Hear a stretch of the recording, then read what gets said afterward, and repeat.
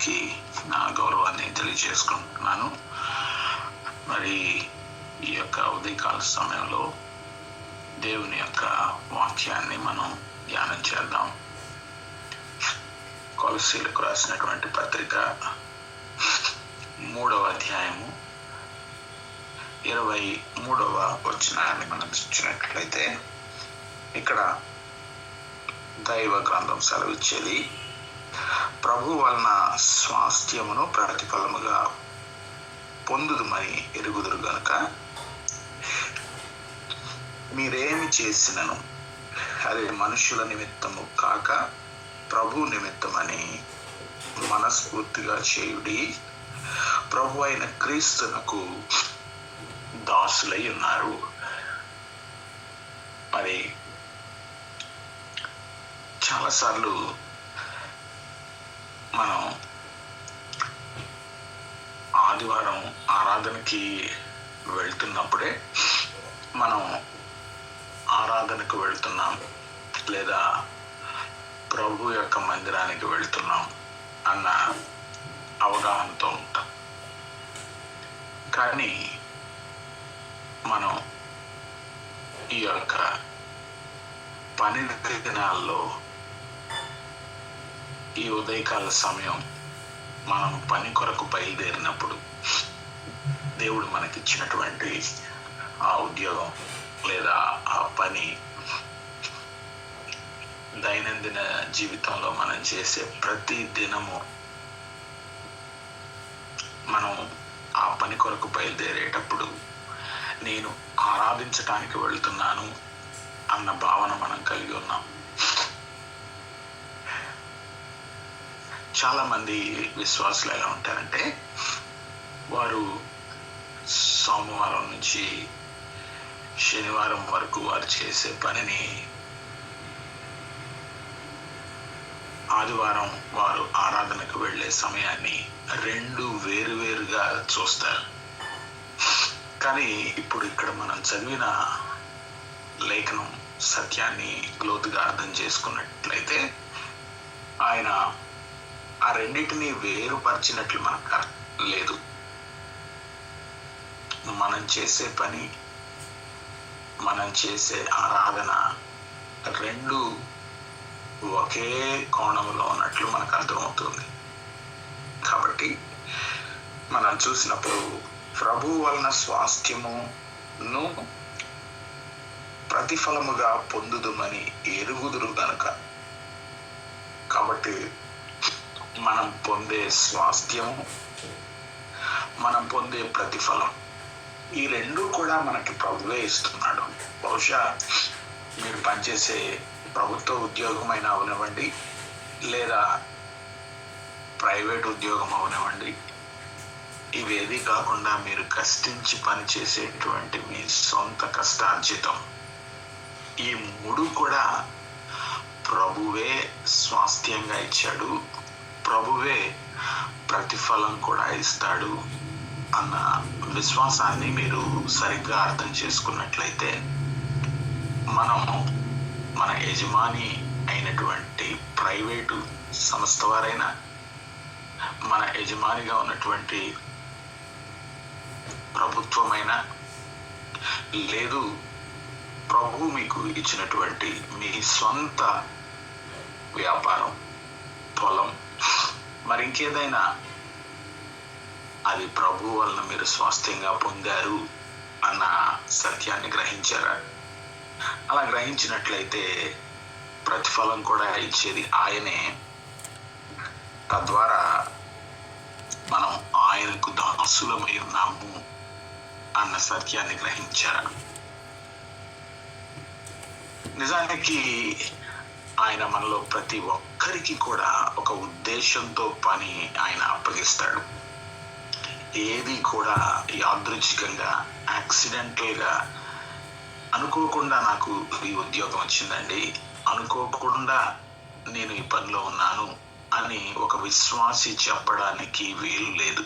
ఎందుకంటే విశ్వాసి యొక్క జీవితంలో ప్రభువు తన కార్యాలను తన ప్రణాళిక చొప్పున ఆయన చేస్తాడు. కాబట్టి ఆయన ఒక ప్రత్యేకమైన ఉద్దేశంతో మనకి ఈ పనులను అప్పగిస్తాడు. నిజానికి ప్రభువే ఆయన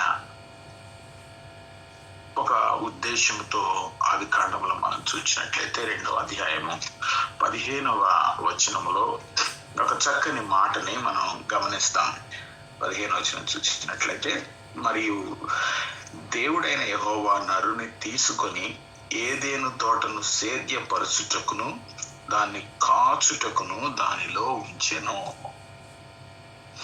చూడండి, ఆదాముని ప్రభు తీసుకున్నాడంట ఏదెను తోటను సేద్యం చేయడానికి, దానిని కాపాడడానికి ఆయన ఆదామును అక్కడ ఉంచినట్లు మనకు అర్థమవుతుంది. మొట్టమొదటి మానవుడినే ప్రభు ఒక పని కొరకు ఉద్దేశించాడు, నిర్దేశించాడు. 2 పనులను అప్పగించాడు. ఒకటి సేద్యం చేయడం, రెండవది దానిని భద్రంగా కాపాడడం. అందుకనే ఇర్మియా గ్రంథం 29:11లో మనం చూసినట్లయితే, అక్కడ ఇచ్చిన వాగ్దానాన్ని గమనించినట్లయితే, ప్రభుకున్న మనకున్న ప్రణాళికలు అవి మనల్ని అభివృద్ధి పదం వైపునకు,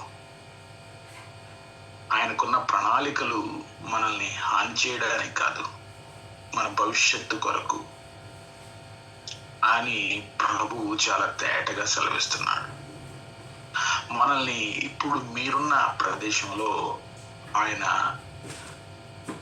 మిమ్మల్ని ఏమి నెట్టివేయలేదు, మిమ్మల్ని ఏమి తోసివేయలేదు.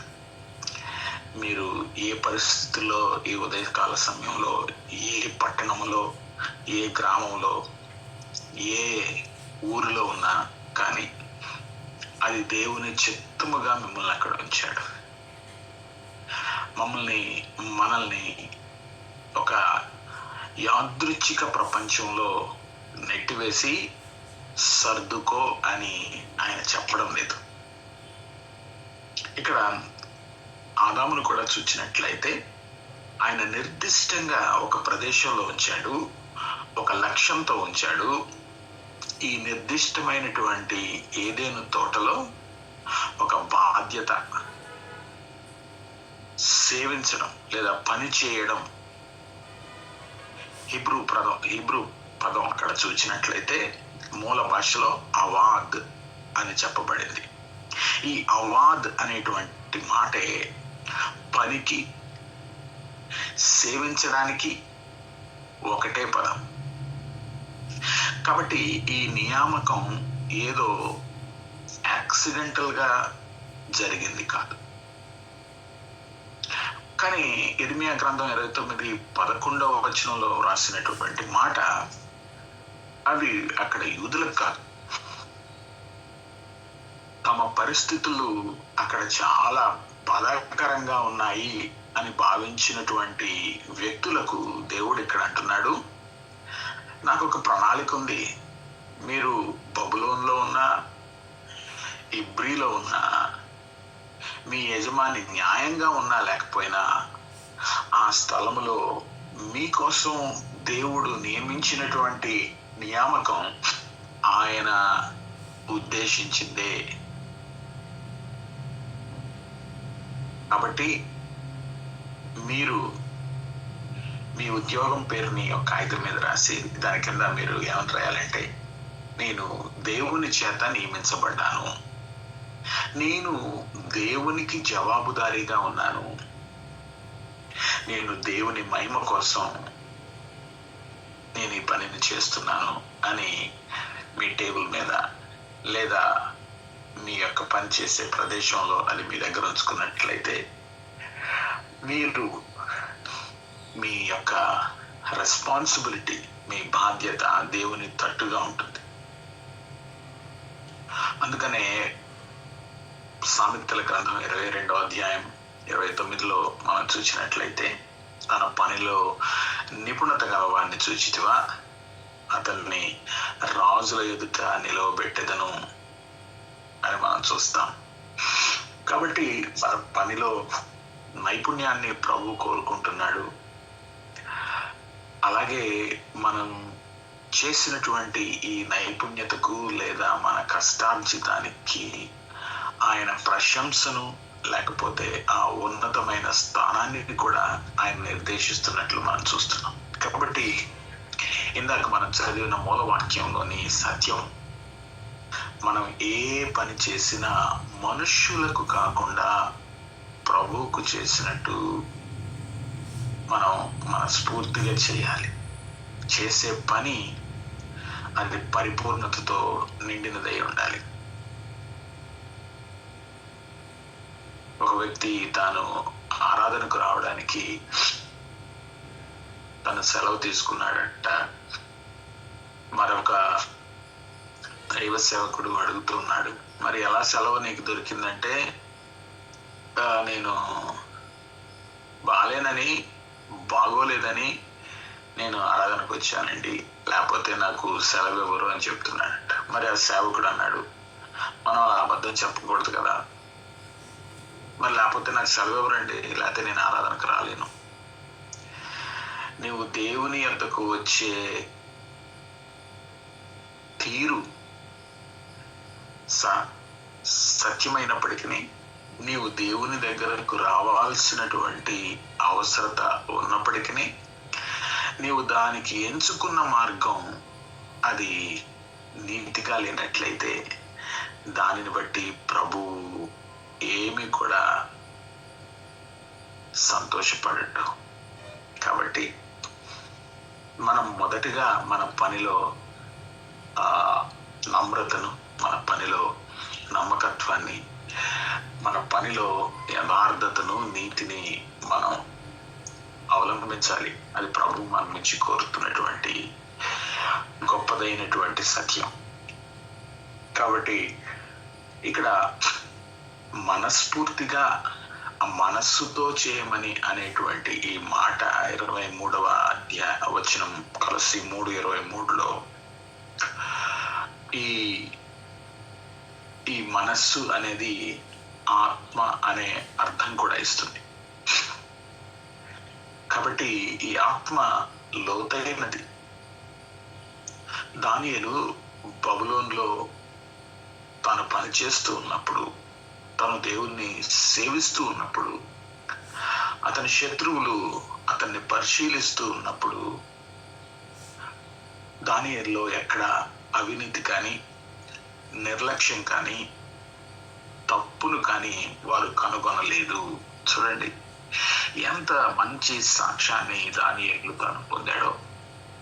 6వ అధ్యాయం 4వ వచనం దానియేలులో మనం చూసినట్లయితే, దానియేలు గ్రంథము 6వ అధ్యాయం 4వ వచనంలో, అందుకు ప్రధానులను అధిపతులను రాజ్య పాలన విషయంలో దానియేలు మీద ఏదైనా ఒక నింద మోపవలనని తగిన హేతువు కనిపెట్టుచుండిరి గాని దానియేలు నమ్మకస్తుడై ఏ నేరమైనను ఏ తప్పైనను చేయువాడు కాడు గనుక దానియేలులో తప్పైనను లోపమైనను కనుగొనలేకపోయిరి.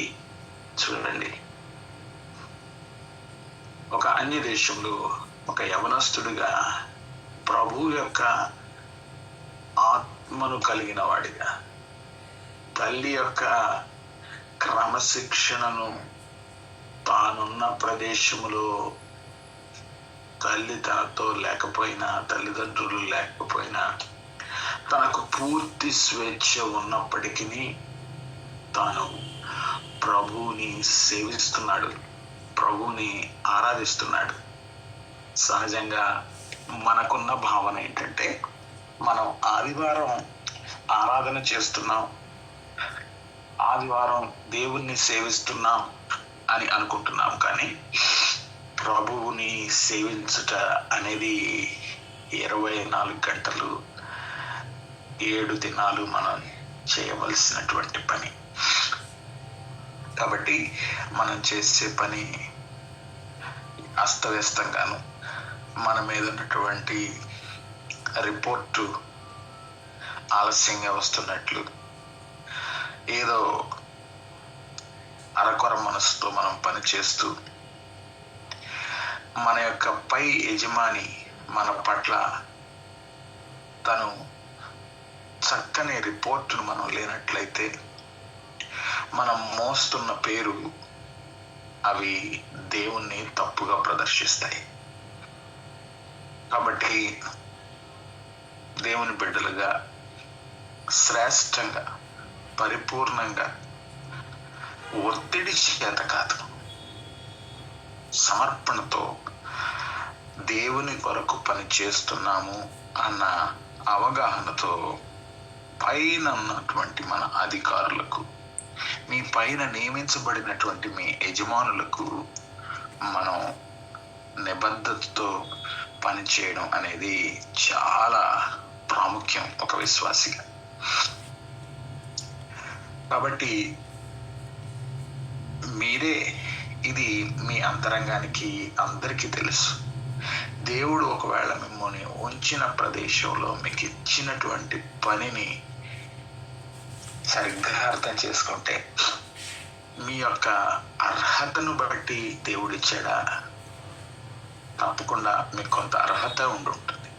కానీ అనేకులకు లేని అవకాశాన్ని ప్రక్కన పెట్టి నీకు నాకు ఆ పనిని మనకి అప్పగించాడంటే మన గొప్పతనం కాదు, కానీ ప్రభు కృప ఖచ్చితంగా ఉంది. కాబట్టి మనం ఆ పనిలో ఉన్నాం, ఆ పనిని దేవుడు మనకి ఇచ్చాడు.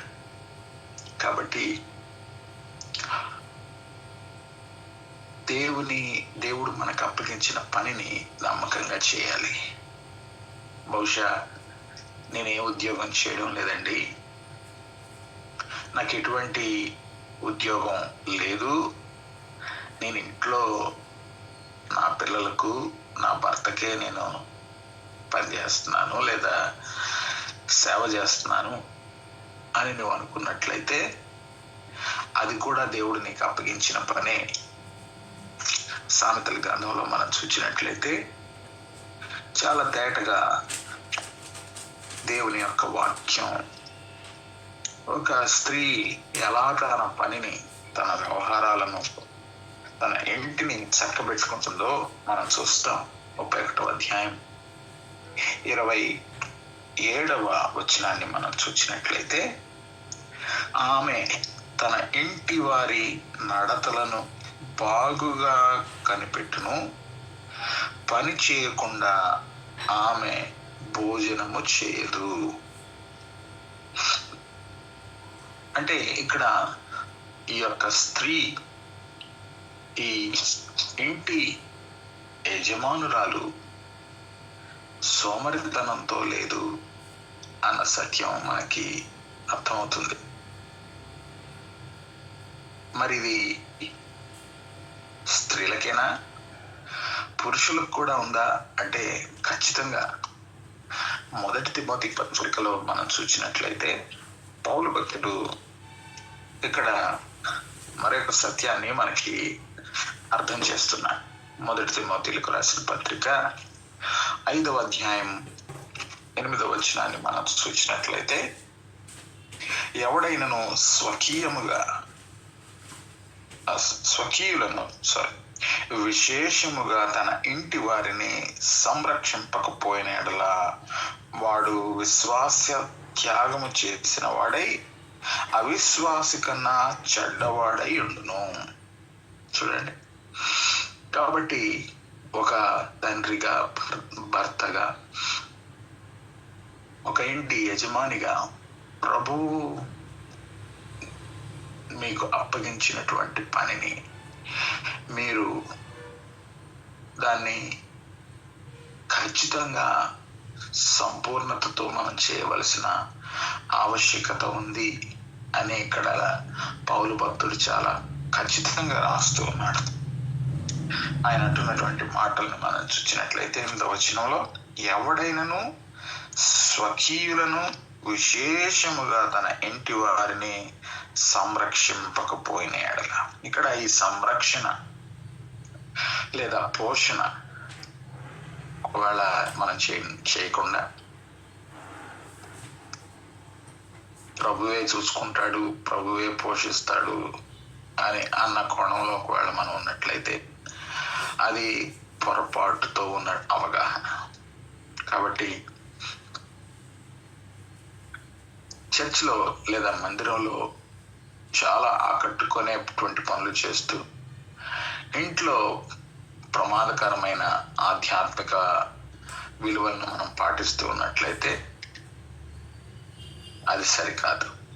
ఒకవేళ మందిరంలో ఏదైనా ట్యాప్ పని అయినప్పుడు మీరు గబగబా వెళ్ళి పని చేసి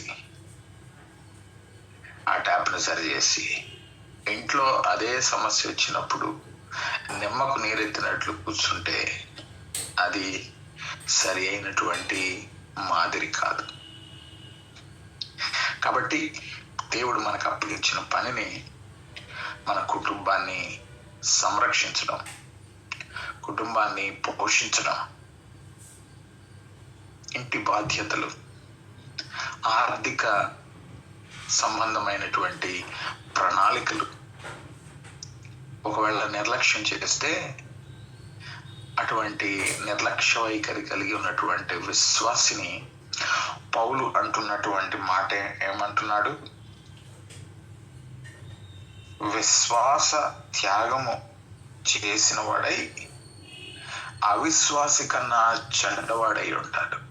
చూడండి, ఎంత సీరియస్ వార్నింగ్ ని పౌలు ఇక్కడ మనకు చెప్తూ ఉన్నాడు.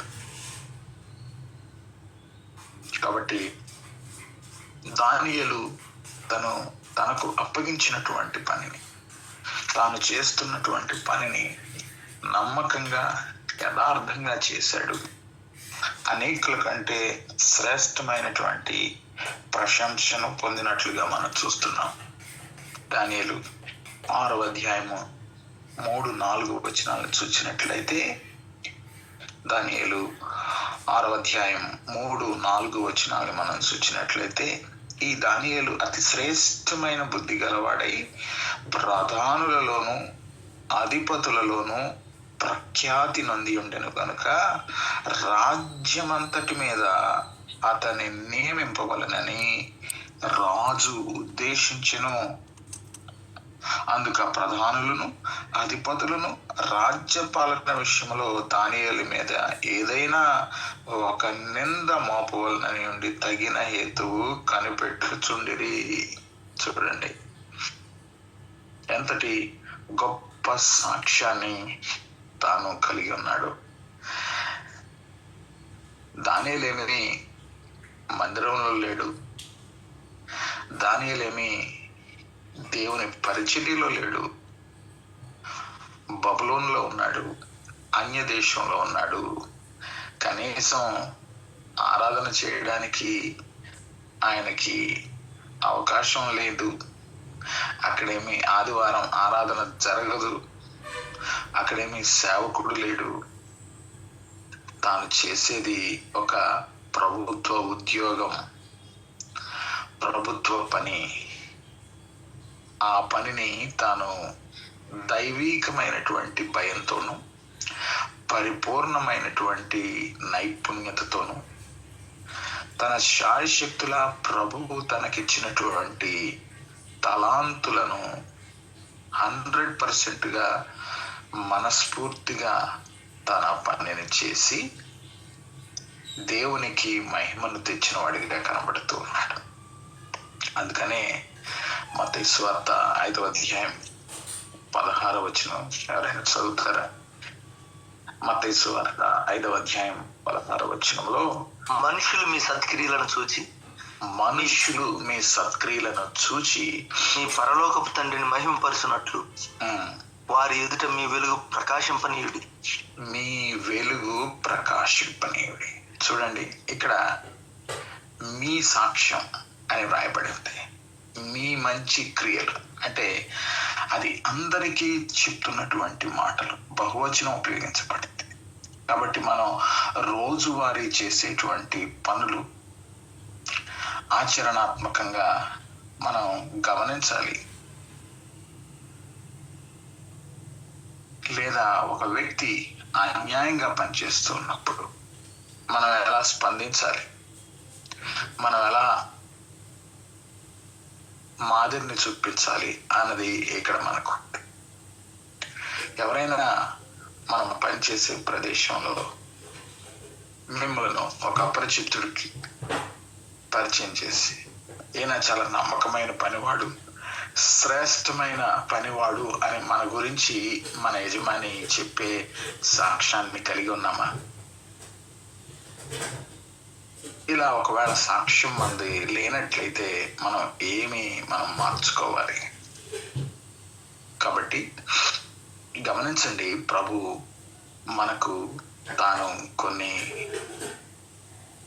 గిఫ్ట్స్ని, మనకు కొన్ని వరాలను ఆయన మనకిచ్చాడు. ఆ వరాలను ఉపయోగించి ప్రభువుని మనం సేవించాలి. ఆత్మలో మనం భక్తి కలిగి ప్రభువుని సేవించబద్దులమై ఉన్నాం. అందుకనే హెబ్రీలకు రాసిన పత్రిక 10వ అధ్యాయం 24వ వచనంలో చూచినట్లయితే ఇంగ్లీష్ లో చాలా చక్కగా చెప్పబడింది. And let us consider how we may spur one another toward love and good deeds. Hebrews 10:24లో ఈ యొక్క మాట మనం ఒకరినొకరం పురికొల్పడానికి, ఒకరినొకడు హెచ్చరించు, ఆ దినం సమీపించు మీరు చూసినప్పుడు మరీ ఎక్కువగా అలాగ చేయొచ్చు. ప్రేమ చూపుటకును సత్కార్యములు చేయుటకును ఒకరినొకడు పురికొల్పాలని ఆలోచించటం. చూడండి, సత్క్రియలు చేయడానికి, ప్రేమ చూపించడానికి, ఒకరినొకరు ప్రోత్సహించుకునేటువంటి ఆ వాతావరణం మన మధ్యలో ఉందా? మన కుటుంబంలో ఉందా? మన సంఘంలో ఉందా అన్నది మనం ప్రశ్నించుకోవాలి. ఇక్కడ హెబ్రీ పత్రికలో భక్తుడు చాలా తేటగా వ్రాస్తున్నాడు, ఆ దినము సమీపించిన కొలది. కాబట్టి దేవుడు సంఘంగా ఇవ్వబడినటువంటి మనం ఇదేదో మనం ఒక ప్రేక్షకుల్లాగా స్టేడియంకి వచ్చి కూర్చొని ఆటను చూచేటువంటి పని కాదు ప్రభు మనకు అప్పచెప్పింది.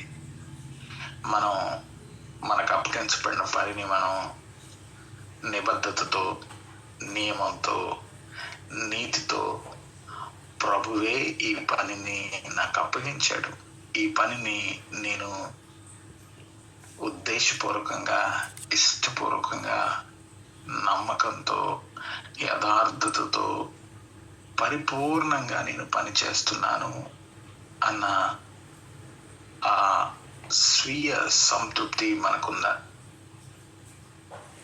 దేవుడు నీకు ఇచ్చినటువంటి ఆ వరాలను ఎలా ఉపయోగిస్తున్నాం? ఇక్కడ ఈ మాట ఇందాక చదవబడిన మాటలు మనం చూసినట్లయితే రోమీ పత్రిక 12వ అధ్యాయంలో కూడా ఉంటుంది. ఈ వరాలను మనం ఎలా ఉపయోగిస్తున్నాం? ఉత్సాహంగా లేదా చాలా నిబద్ధతతో పనిచేస్తున్నామా? ఒకవేళ నువ్వు సంఘంలో ఏ లైన్లో కూర్చున్నప్పటికీ దేవుడు నీకు ఇచ్చినటువంటి వరాన్ని బట్టి నీకు అప్పగించిన పనిని వినయంగా, విశ్వాసంగా మనం చేయవలసిన అవసరత ఉన్నది. అందుకనే ఈ హెబ్రీ పత్రిక 10వ అధ్యాయం